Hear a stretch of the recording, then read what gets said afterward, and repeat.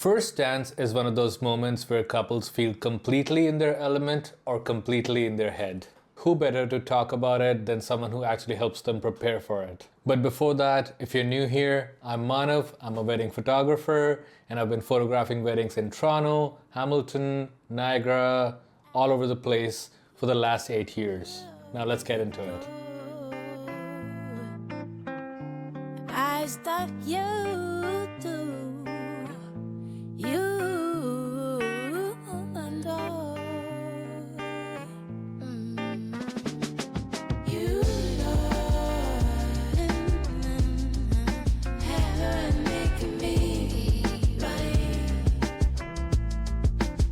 Just like we stand else to talk about heaven making me, no one making me.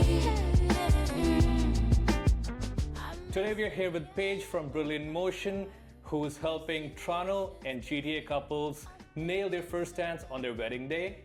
So Paige, being a photographer, I hear the same question over and over so many times. We're not good at pictures, we're not photogenic. How does the first conversation look like when someone walks in the store? It's very similar. Yeah. I'm often hearing, we've never danced before, we're a little bit nervous. I think oftentimes they're worried about having never taken a dance class or having no dance experience at all, and that means that they can't have a beautiful first dance. But I always reassure them it's not really about that. It's not about having the best dance. It's having a connected, prepared dance that you feel good about and that allows you to be confident and share your joy with your friends and family in that special moment. Where are they with their planning process? It's usually towards the end. Okay. It depends on the couple. I've worked with dancers who kind of grew up dancing with me, and the first dance was the part they were most excited about, so they started very early. And I've also worked with couples who it's the week of their wedding and they completely forgot about it until the last minute. Okay. So obviously what we're able to achieve differs based on how early they start in their wedding planning process, how early they start planning for their first dance. But it varies drastically. And I think that the more time, earlier you start, the better, because you have more time to become comfortable with the choreography and be at ease moving together in a different way and not stepping on each other's toes. Couples that have a wedding planner or who are very involved in the planning of their own wedding, rather than, for example, having family and know exactly when in the day their first dance is going to happen. Right. It's a little bit easier for us to navigate challenges like, what are we wearing? What shoes do we have on? What time did you wake up in the morning? Like, how much dancing do you want to be doing by that time of the day? So I think the more they know about their wedding day, the more we can create a dance that they're not going to be worried about on the day of. The last thing I want is for a couple to have had the longest day of their life and then have a very complex dance that they're concerned about nailing, right? So the more we can weave it in and make it make sense with the structure of their day, the better. A lot of times I show up early, like 8 a.m. I know that the bride's been up since 6 getting Yeah. her hair and makeup done. And I know the first dance going to be around like 4, 5, Yes. right? And that's when I'm like forcing them to actually relax during the cocktail hour. Yeah. And do not squeeze pictures in there because you need that relaxation, right? Yes. Okay, awesome. In terms of the song selection, is this something that they come up with and they're like, no, we want to dance to this song? Or is this something that you collaborate with them on that? I've seen it both ways. Okay. I often have couples on that first consultation ask me what I think might be a good song for them to dance to, and that's a difficult question for me to answer because the song needs to be meaningful to them. I think that's the most important part, is that it's something that either tells the story of their relationship or was important to them at a particular time within their relationship. And I don't have that information, but what I can do is consult and advise on what types of music might be good to dance to based on their vision for the dance. Do they want something like upbeat and fun?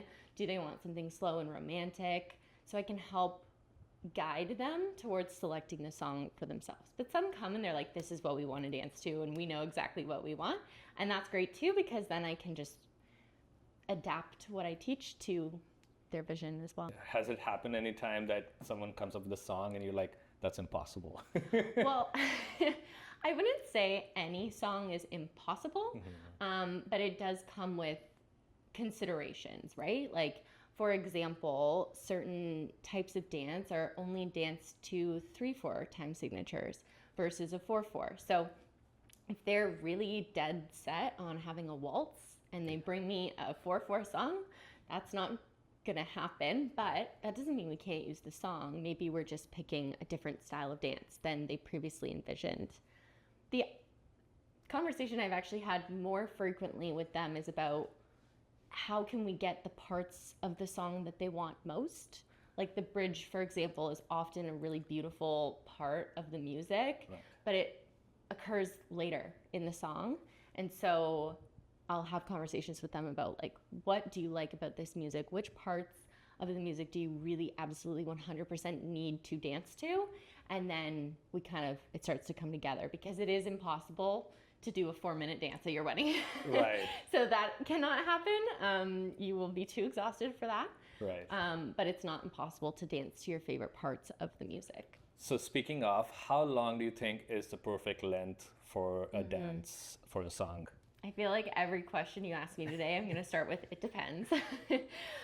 Depends on a lot of things, but I think that 30 seconds to a minute and a half is the best length. It depends on how beginner the couple is and how nervous they are. If they're super nervous, it doesn't need to be long. It really doesn't. But if they really settle into dancing, they're enjoying the process, then we can go a little bit longer. I think the longest dance I've choreographed was about 2 minutes and 15 seconds. Oh, wow. But they were a little bit more experienced and very, very eager to have a first dance that had some extra dips and lifts and tricks and things. So we needed that time to fit in everything that they wanted to showcase. When you're choreographing a dance, do you keep that in mind? Oh, this would be perfect for the photographer. This is absolutely. Yeah. Yes. I actually often coach my couples on how to make it a photo finished moment. One thing in particular with the dips is they like to throw their head back and come up right away. And there's, I guess, a nervousness to it because you're really trusting your partner. But I'm like, you have to leave your head back. You have to take that moment, then you can recover, you can look each other in the eyes and take a pause. I think in dance in general, people are very comfortable once they get going. Right. It's a little bit like a snowball. They start moving and it feels good, but sometimes you need to find that stillness, both to catch your breath and be in the moment, but also for your photographer to get that moment and to see what's coming, to anticipate it and snap the perfect photo. So I frequently tell my couples, this is a picture moment. Your photographer is going to be right here, and you need to give them a second to get the shot. Yeah, basically hold that dip. Hold things it. like that, right? Yes. Yeah. Hold the dip or look each other in the eyes for a second. Oftentimes we like to end the dance with a little smooch. Yes. So, but look at each other first and then go in for the kiss, because it just gives a little bit of extra time there. I think that's what it is, right? Because a lot of times when during the wedding day, couples are almost slightly performative because there's so many people around them. In dance, you said it yourself perfectly. They get comfortable with each other, and those multiple points of contact, holding each other, that's what intimacy is. And also, I just say this to all of my couples, that you have to show intimacy without kissing, because that's kind of cheating. It right? is cheating. So when they're doing that dance, they're holding each other but not kissing. Yeah. That's what like increases that tension, and then you can like end it with a kiss to diffuse the tension, which is perfect. Yes, exactly. And I think too, when there's multiple points of connection, it helps them relax. But if they're not relaxed, the shoulders come up, the elbows come up, and then we can feel that nervousness, and it'll come across in the photos too. So oftentimes I speak with them, I spend so much time talking about posture, like shoulders down and back, relax, try to have a long neck. Oftentimes we work desk jobs, and so it's very easy to kind of settle into that comfortable position. But in dance, we need to be open to showcase that confidence, and that will also translate into the photos as well. Nice. I think we kind of say similar things to our couples. Long neck, shoulders down. Yeah. A lot of times I see the couples are like leaning away from the camera by default. And I'm like, don't be afraid of the camera, lean into the camera. Yes. So Yes. yeah, I think we say similar things there. My ideal state is always when I see a couple start to get so comfortable dancing together that they're in their own little worlds. Yes. And it's almost, as an observer, like you're just, you get this little glimpse into their relationship like through the dance, because Yes. they're so in their own world, they're in their own little bubble dancing together. And I think that's when like we really find the magic. Yeah, that's such a pure, natural moment. And you said it perfectly, that it takes them like maybe 30 seconds to get to that point when the dance started. I think it's important to pause and mention that none of what we've talked about involve technical skills at all. Like none of what I was just talking about makes a good photo is like pointed toes and stretched knees and being the Right. best dancer. It's all about connection. And so kind of going back to your first question of, are people nervous? What's that first conversation like? I always just want to reinforce that. Like the best first dances aren't done by the strongest dancers. They're done by people who can be in that moment and have that connection with their person. I totally agree with that. I think that's also, I keep saying the same thing, that we're saying the same thing, right? Yeah. With photographs as well, it's not about like the perfect pose. No. It's about how comfortable you are with each other. When I say Yeah. like hold each other, this is probably not the most comfortable, but like when you actually like the bear hug, Yeah. things like that, that's what makes Yeah. the pictures and I'm guessing the dances dance. look more natural. And Absolutely. nothing's perfect, but it looks No. like you, right? So how many lessons do you think it takes for a couple to get comfortable on the dance floor? I mean, some couples might not want the perfect dance, they might just want to feel comfortable on the dance floor. So how does that work? So I think for a couple that's looking to polish up their sways and their spins and have it be not choreographed, but just feel a little bit more comfortable with what they might have done without any lessons, I think 3 to 4 lessons is the sweet spot. You spend the first 2 learning the basics, the fundamentals, and then the next 2 lessons are a little bit more just refining, getting it in your muscle memory so that you can relax in the moment, like we talked about. But for a couple that's looking for something a little more choreographed, or who's especially nervous and just wants that extra time, I think 6 to 8 lessons is probably the best, with some practicing at home, some reviewing of the videos on the side to close that last mile. How far apart are these lessons? How early do couples generally start taking these lessons? Yeah, I think that 6 to 8 weeks is probably the best time to start before the wedding, or maybe caveat before your first big wedding event of your wedding. You know, some people have lots leading up to the actual wedding day. So 6 to 8 weeks before things start to get crazy, I think is the best time to start. And then in terms of spacing the lessons, I do think it's good to have a couple lessons kind of weekly back to back to just solidify.